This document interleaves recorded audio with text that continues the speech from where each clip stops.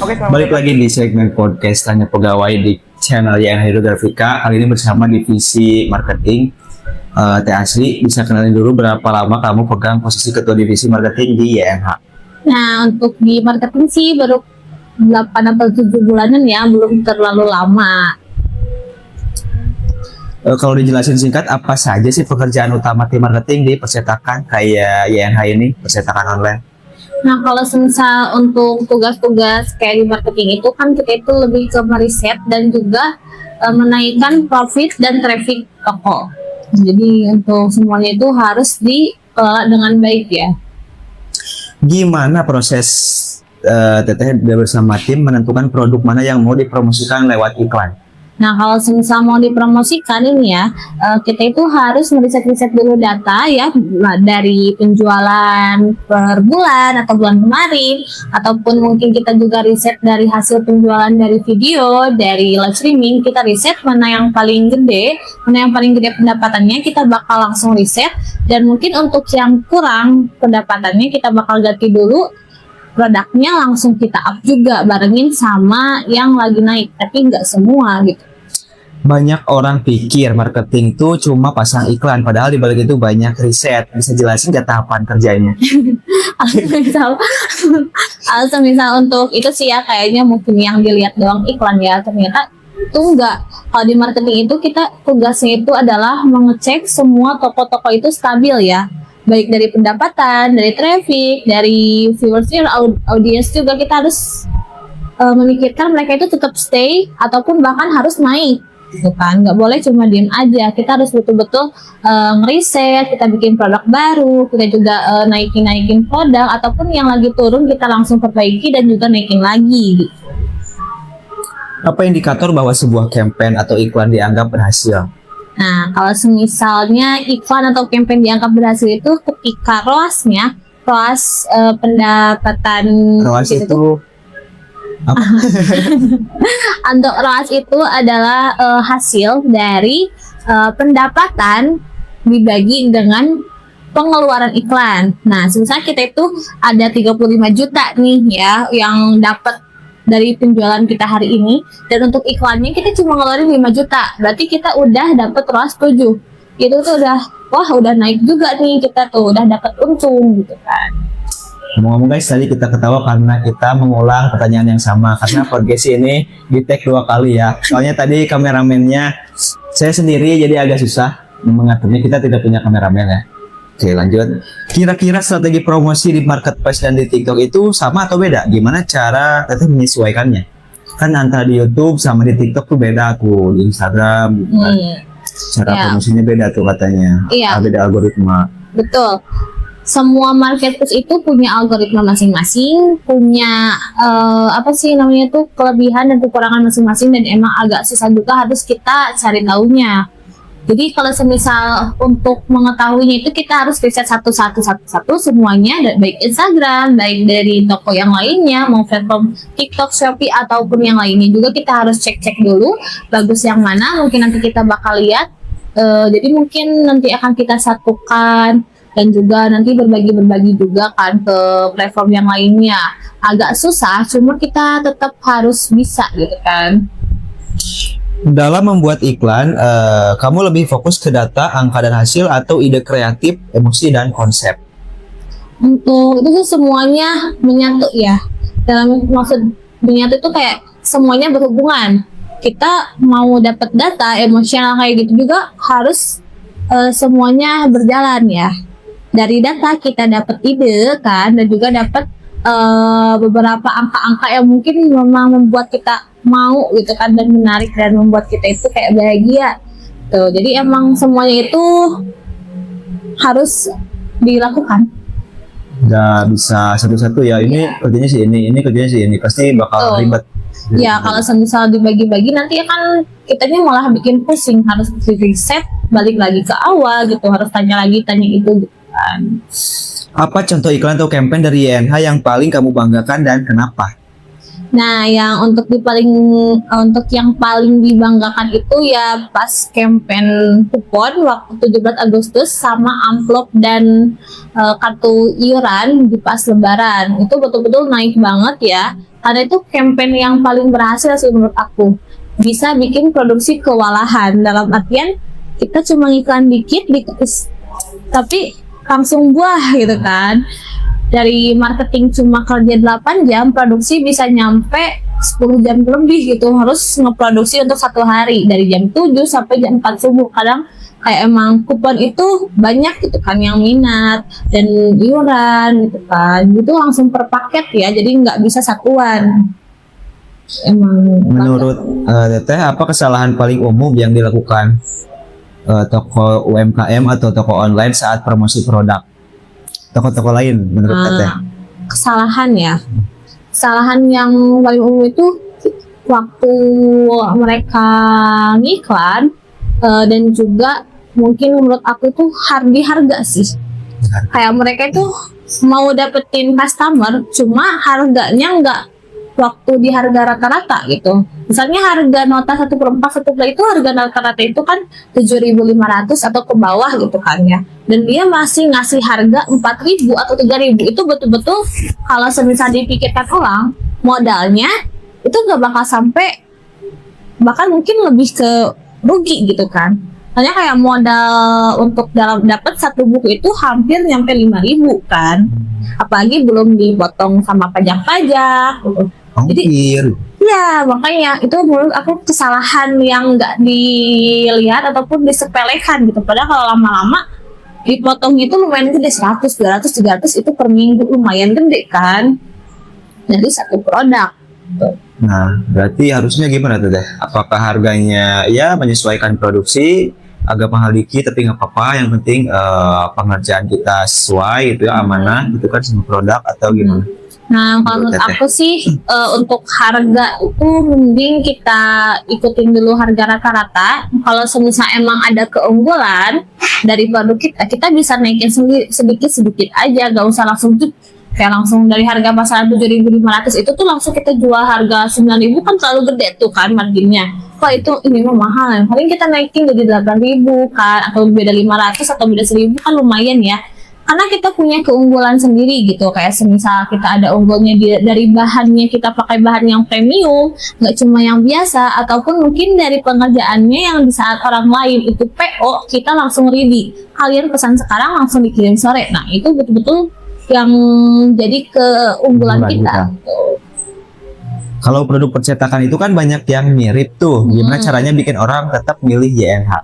Nah kalau semisal gitu kan emang pasti banyak ya kompetitor yang pasti menjual produk yang serupa. Caranya itu kita harus mempertahankan kepercayaan customer. Pertama itu kepercayaannya nih, jangan sampai saat mereka udah jadi langganan tiba-tiba kita ada cacat aja sedikit, kayak sisa ini notanya tuker, kayak mereka pasti bilang, ih kenapa jadi kayak gini, mungkin mereka akan kecewa. Kita usahakan aja kepercayaan customer, kenyamanan tetap harus ada di kita. Dan juga mungkin kalau semisal kita emang dia udah langganan nih selama 3 bulan berturut-turut dalam pesanan yang betul-betul banyak, mungkin kita nanti akan kasih bonus kayak semisal dulu karena dia sering beli ini dalam 1 minggu itu nyampe satu ring kan, 1 minggu itu ya udah kita kasih gratis stempel, kita kasih lagi gratis nota gitu, kita ngadain aja free gitu atau gift yang lain gitu kan. Nah, sekarang Teh mumpung masih promo, kasih tau dong lagi promo apa sekarang gitu. Nah untuk di 10-10 kali ini kita itu lagi ngadain eventnya itu extra voucher nih. Extra voucher dari marketplace-nya dapat 10%, dari kita juga dapat 10%, ada lagi juga extra diskon sekitar 12 sampai 25% dari kita untuk pembelian minimal 10. Pembelian minimal 10 dapat beberapa voucher dan diskon. Apalagi kalau kakaknya itu udah jadi langganan, bahkan mungkin yang baru juga kita bakal kasih gift untuk kakak semuanya. Jadi langsung aja di CO ya, karena emang kita ngasih gift free ya, tenang aja. Selain diskon dan juga voucher, kita juga ngasih gift buat kakak semua selama 5 hari dari tanggal 8 sampai tanggal 12.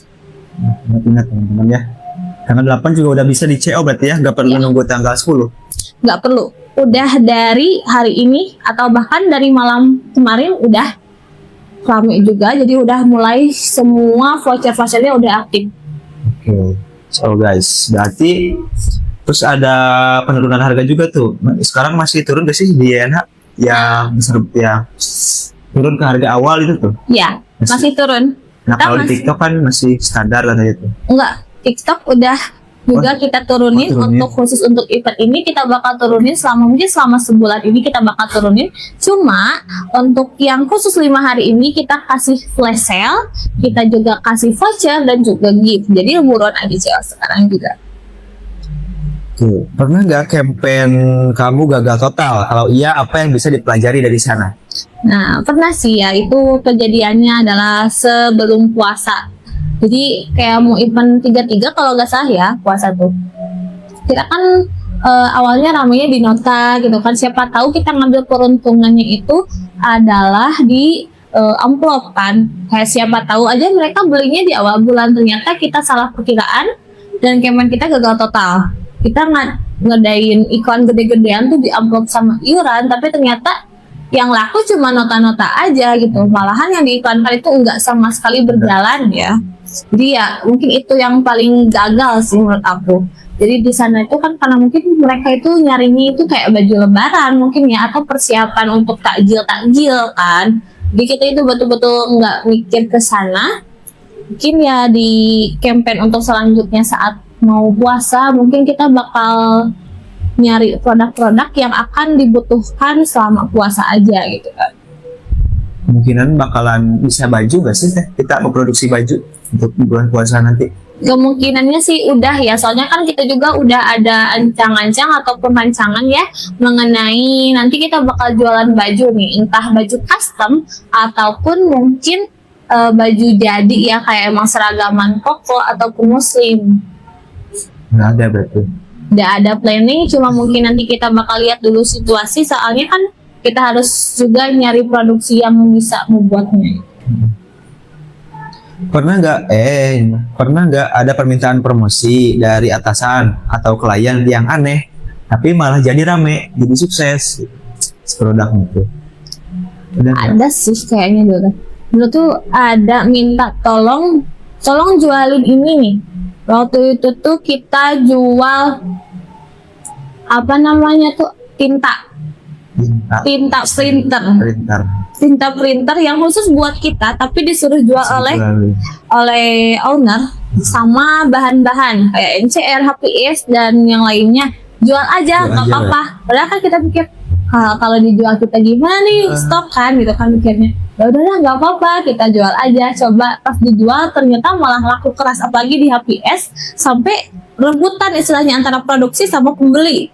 Produksi ini lagi butuh HPS mau bikin nota gitu kan, tapi ini ada yang beli nih 10 rim kan, kayak gimana dong. Sedangkan kita juga kalau beli bahan emang mama juga kan, kalau kita harus nyari bahan lagi atau mungkin kan kita juga sistemnya PO ya, kalau mau beli bahan tuh nggak langsung ready kan, kecuali kalau emang kita belinya ke toko yang biasa ya emang ready, cuma harganya mungkin nggak harga buat produksian gitu kan. Seberapa penting kerjasama antar divisi, misalkan divisi konten, admin, desainer, packing, finishing, keuangan, buat hasilkan marketing yang kuat? Nah, mungkin ya untuk sekarang itu masih tahapan awal ya, mungkin kayak sekitar baru jalan 70% lah ya untuk kerjasama antar tim itu, soalnya kan masih awam juga kan kita dalam daerah marketing kan. Jadi mungkin untuk kerjasama antar tim marketing sih udah oke, tapi kalau ke produksi banyak juga kan dari produksi itu tanggapannya nggak setuju gitu, kayak susah. Ini kita mau ngadain misalnya buku tulis nih, bisa nggak? Itu mah lama, itu kan betul-betul jadi kurang kerjasama. Padahal kan kalau misal dilihat dari marketing gitu kan, dan juga dari owner udah setuju. Cuma kalau dari produksinya udah bilang ini mah lama nih, jadi kan kita harus mikir lagi nih, oh padahal kan itu buku lagi rame nih, kan banyak yang sekolah kan gitu. Cuma emang kurang, mungkin nanti kita harus nyediain lagi khusus yang bikinnya gitu, atau kenapa emang kerjasamanya sekarang itu kan masih kurang, dalam artian mungkin kita juga kurang dari produksi ya. Nah, kan kita juga baru sedikit ya karyawan, nggak terlalu banyak, jadi mungkin kita kendala juga dari produksi. Oke. Tapi sejauh ini sih oke ya, Oke aja sekarang masih Ya, bisa habis sama lah masih bisa kerjasama meskipun masih di angka 70%. 70%-an. Apa tantangan terbesar jadi kepala divisi marketing di era digital kayak sekarang? Tantangan terbesarnya itu karena apa ya? Harus terus riset. Ya sih itu, kalau riset mah udah pasti ya, karena emang sekarang tuh kan zamannya digital kan. Jadi semuanya itu udah serba elektronik, serba online. Jadi kita tuh harus punya pola pikir yang maju nih. Apalagi kan sekarang banyaknya tuh pegawai itu kan Gen Z ya. Nah kita juga harus selain menghadapi dari kerjaan ya si marketing ini yang bikin pusing, kita juga harus ngurusin anak-anak Gen Z yang tahu lah ya, kalau Gen Z sekarang itu bahasanya wow gitu kan. Emang mungkin kita juga kan enggak seperti kita mimpin ataupun ngurus anak-anak milenial ataupun Gen X kan. Jadi emang Gen Z itu lebih maju gitu kan untuk pola pikirnya. Jadi ketika beberapa masukan masuk, sedangkan dari masukan itu kita nggak bisa bikinan, nah mungkin kayak mereka itu langsung ya kayak loyo gitu kan. Oh emang betul-betul gimana ya ngurusnya itu. Selain pusing dari daerah riset, kita juga mungkin harus mempertimbangkan semua ide-ide dari bawahan juga kan tuh, yang emang agak sulitnya karena kan kita juga harus tetap memikirkan apa sih namanya tuh, perizinan dari owner, dan juga modalnya harus ada gitu kan. Kayak segala teh kenapa nggak ngadain ini, teh kenapa nggak ngadain ini, kan ini lagi banyak dicari kan, kayak gitu. Emang sudah bisa, cuma emang kayak udahlah gitu kan, susah juga kalau kita ngeriset lagi, apalagi di era digital ini. Kadang-kadang kita bikin nih produk baru, waktu ngejelasin ke bagian marketingnya lain, ini kita mau bikin ini ya, mau dipromosiin besok, oke teh. Dalam oke teh itu tuh besoknya tuh lupa, pasti ada aja yang kayak gitu. Ya mungkin itu aja sih yang paling agak susah itu, karena kita harus mengingatkan kembali ya si Gen Z ini. Kameranya ketutupan. Bisa gak sih untuk kedepannya kan YNH ini pasti berkembang, nah ya. Dari tahun ke tahun mungkin era digital akan semakin berkembang, zaman akan terus berubah, maka nggak mungkin terus di kertas. Mungkin nanti bakal ada apa ya, semacam HP gitu, jadi nota gitu kan, dia tinggal di HP nggak perlu ditulis. Nah itu gimana tuh, bisa nggak nanti produknya nggak harus untuk fisik, kayak bikin apa kayak digital gitu, produk digital. Nah, kita itu udah kayak bikin apalah desain gitu, desain vektor atau desain apalah ya, itu. Kita juga udah ada planning. Insya Allah mungkin di bulan depan kita bakal launching untuk produk-produk digital, kayak undangan digital, desain digital, ataupun data-data digital, itu semuanya kita bakal ngadain. Insya Allah bulan depan launching, soalnya bulan sekarang mau diproses dulu kan, kita juga harus saing dulu kan ke beberapa customer, ini bagus gak gitu, atau mungkin kita juga harus coba lagi, atau mungkin ada revisian kan, kita juga tetap harus upgrade ya kan. Takutnya emang nanti ke depannya kita nggak bakal ada bapak, kita juga harus jual di digitalnya gitu. Setiap produk tuh bisa nggak sih diusulkannya dari orang-orang yang tidak berkompeten gitu? Bisa bukan dari divisi marketing yang ngusulin, misalnya dari konten kreator. Saya mau ngusulin produk digital, bisa aja. Bisa. Kalau misal, tapi apa? Tapi misalkan tapi harus ada ini peminatnya, harus itu enggak? kalau semisal kayak nih, tapi kan kalian tuh nggak mungkin kan bilang gitu tanpa kalian lihat, tanpa kalian telusuri dulu kan. Iya. Kayak semisal, teh mau ngadain undangan digital nggak gitu kan? Atau teh mau adain di data undangan digital dong. Soalnya ini lagi rame, pasti kan gitu kan. Gak mungkin teh adain ini dong. Tapi kan tanpa kalian bilang kenapa saya harus ngadain itu, pasti kalian juga kan nanti kejelasin. Nah, oh mungkin ini teh lagi FYP di TikTok gitu kan, lagi produk-produk kayak gini nih. Oh, boleh nih nanti langsung di riset aja sama kita. Mungkin kita juga bakal langsung riset harga, riset produk, sama riset pasarannya. Tuh. Itu untuk semua bagian, mau dari bagian produksi ataupun marketing ataupun yang lainnya, itu semuanya bisa usulkan asal mereka juga punya apa sih, alasan yang jelas kenapa mereka mengusulkan. Ya, misalnya kan saya keahlian bisa ngedit web app gitu. Cuma saya doang. Terus saya doang yang mengusulkan itu, gimana? Nah, kalau apakah bakal di ACC atau gitu? Nah, kalau mungkin kalau semisal itu nanti kan kita bakal lihat dulu nih. Semisal nih kalau ternyata yang misalnya cuma kamu doang tapi produknya rame nih, mungkin kamu nanti akan dipindahkan ke bagian khusus kamu ini, khusus kamu aja deh. Kamu konten creatornya nanti kita ganti aja sama yang baru gitu kan. Atau mungkin kita juga nanti mungkin bisa di double job desk dulu untuk sementara. Dan nanti kan kita juga bakal ngadain lagi ataupun nyari juga beberapa orang yang sudah berpengalaman di bidangnya untuk dibina oleh kamu gitu kan. Bisa-bisa aja ya, terbuka aja. Ya. Percetakan ini nggak selalu mengenai kertas gitu. Enggak. Kita juga harus tetap maju dong. Emang sih dari dulu juga sebenarnya kan dari dulu itu kita juga udah jual barang-barang digital ya, bukan barang sih ya. Emang ya dulu tuh kayak semisal ada orang cuma yang mau beli desainnya aja, mau dalam bentuk farelnya aja kak, boleh, kita juga bisa gitu kan. Dari dulu juga, kak aku mau bikin ini bisa, tapi nggak bentuk fisik bisa.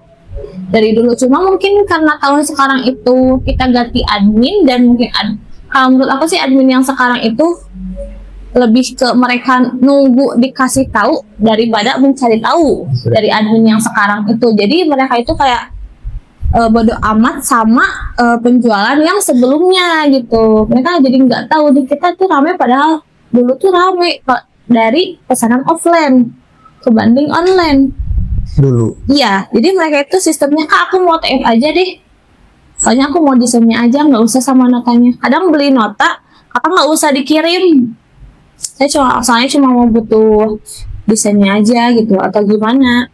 Nanti aku kasih bonus. Padahal dulu itu dapat uang selain dari gaji dan lemburan itu dari bonus customer. Customernya berarti baik semua ya. Sama free semua. Saya tuh mau nanya apa lagi ya? Ya, Misal ada ini nih, teknisi suka bikin website, bisa nggak didaftarin jadi produk digital bisa. di Shopee? Nih, Biasa mungkin di website. kalau untuk yang produk-produk digital kita bakal ganti ke platform lain sih. Pakai link ID kalau nggak salah ya. Dulu juga kita udah buka sih di link ID, cuma itu yang fisiknya, physical produknya. Nah, mungkin kita juga bakal ramai juga di digital produknya. Kemarin sempat ramai itu waktu bulan Juni-Juli deh, di link ID itu yang produk-produk digital. Cuma karena emang marketingnya dulu cuma saya kebetulan, jadi nggak kepegang, jadi ya kita off dulu yang itu, kita fokusin dulu di produksi. Kalau link ID teh bedanya apa sih sama di Shopee? Buat apa? Nah, Boleh nggak nanti saya promosiin? Nanti di link ID sudah ada ya. boleh, sebenarnya kan udah ada dari dulu juga. Kalau nggak salah masih ada deh di link bio. Iya, ada di Instagram. Nah, di Instagram sama di TikTok kan udah ada kan ya. Itu tuh Itu gimana sih alurnya? Apakah harganya beda sama di Shopee? sama aja, cuma mungkin ya lebih ke simple. Simple. Aplikasinya itu simple, nggak terlalu banyak, dan juga bisa dipakai untuk semuanya kayak afiliator. Itu betul-betul membantu banget affiliate untuk aku. Soalnya affiliate kebanyakan pakai link ID untuk mereka berjualan. Nggak pakai keranjang kuning di TikTok. Jadi kayak semisal mereka itu posting di FB, posting di Instagram, di X, ataupun di Threads, kan itu betul-betul mereka pakainya link ID. Sedangkan pas waktu diklik link ID-nya, itu bisa menghubungkan ke Shopee mereka, ke TikTok mereka, bisa langsung ke misalnya ke platform yang lainnya gitu, ataupun langsung ke WhatsApp mereka. Nah, itu betul ngebantu karena dalam satu link itu bisa mengakses semua platform kita gitu. Itu yang enaknya. Kita juga bisa nyantumin beberapa sosmed kita biar bisa ada yang siapa tahu nih kita bisa lihat di Instagramnya, di YouTube-nya gitu. Enak Berarti banget. sekarang masih jalan tuh ya YNH pakai link ID. Jalan Bisa diakses sama semua orang. bisa diakses, masih bisa. Tips teteh buat anak muda yang mau terjun ke dunia marketing tapi nggak tahu harus mulai dari mana. Tips dari aku. Terakhiran teh. Oke, tips dari aku buat teman-teman semua yang mau terjun ke dunia marketing yang mungkin harus lebih nge-follow up diri, meng-upgrade diri ya untuk terus ada di daerah digitalnya. Jangan sampai kalian ngegunain digital itu cuma buat scroll medsos, tapi itu juga harus lihat-lihat dulu nih. Ini nih lagi rame nih, semisal nih kita harus gimana nih kalau aku jadi affiliate dulu awalnya nih misalnya. Kayak itu atau mungkin aku coba aja deh tanya nih ke seller, Kak aku mau jadi affiliate kakak nih, bisa minta sampel nggak? Itu bisa aja dikasih. Itu tipsnya. Mungkin kalian tuh harus memberanikan diri, nggak usah malu-malu lah istilahnya ya. Kalau tipsnya kalian mau terjun ke dunia marketing itu, kalian itu harus pandai-pandai analisis, pandai-pandai cari kesempatan, dan juga pandai-pandai dalam mengatur strategi. Itu sih dari aku mah. Selebihnya Sudah bisa lihat di aja. Google. Udahan dulu guys, ini udah 26 menit, ini podcast terpanjang ya. Terima kasih sudah menonton. Kalau kalian mau beli kupon, mau beli produk kita yang lainnya, bisa cek di bawah sini ada nomor nanti ya, nomor WA, bisa kalian hubungi. Kalau ada di deskripsi di YouTube-nya ada sosial media kita sudah tercantum di sana. Oke lah, terima kasih Tasri atas waktunya. Mohon maaf nih udah 2 kali tag. Enggak. Saya ini kirain teh masih baik-baik saja lah, percaya sama HP ini, ternyata nggak bisa dipercaya. Ya udah deh. Sudah Lagi 2 kali juga. Ini lagi. Ya, terima kasih. Tasri mau kerja lagi. Jangan lupa tonton podcast yang lain dan bye bye. Signing out.